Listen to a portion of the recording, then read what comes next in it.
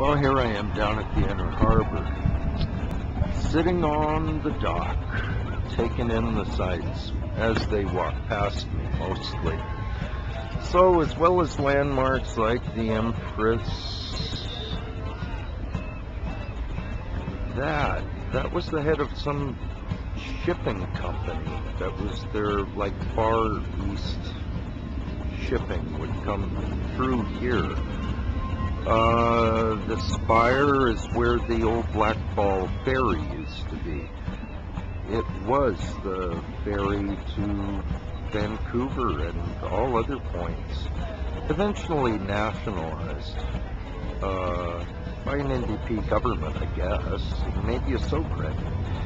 Anyway, this main drag that terminates here, well, no, its government street goes on all the way to the ocean.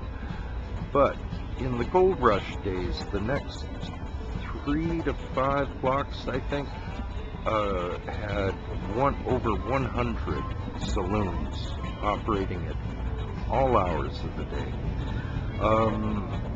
Victoria's always been a rip-roaring city full of vice and, yeah, some kind of British culture, I suppose. I'm kind of indifferent to it. I saw a little bit of it once at the Union Club, up close and too personal.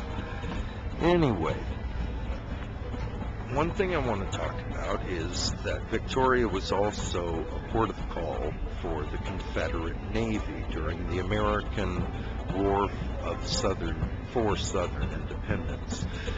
The Confederate Navy plied the coast of British Columbia and the newly purchased Alaska,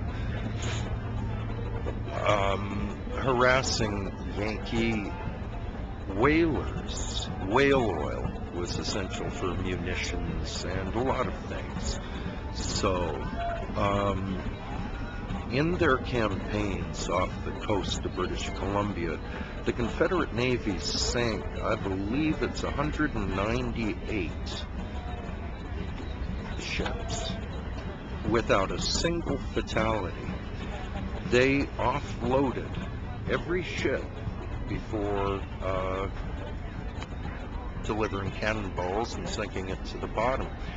This was to kick the slats out from the Yankee economy of the northeast, the whaling ports that were ranging worldwide to get the huge whales to be had off here in the Gulf of Alaska.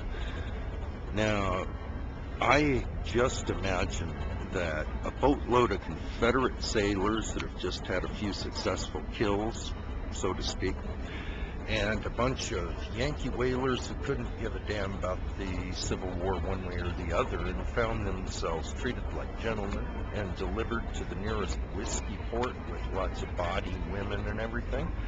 I'd imagine Victoria was an absolute hotbed of the Confederate diaspora.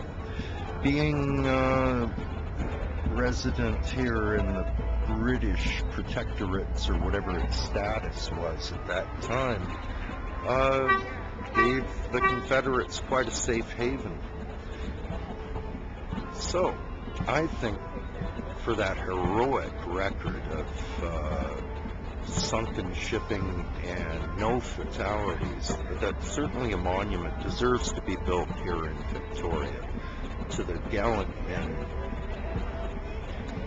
of the Confederate Navy.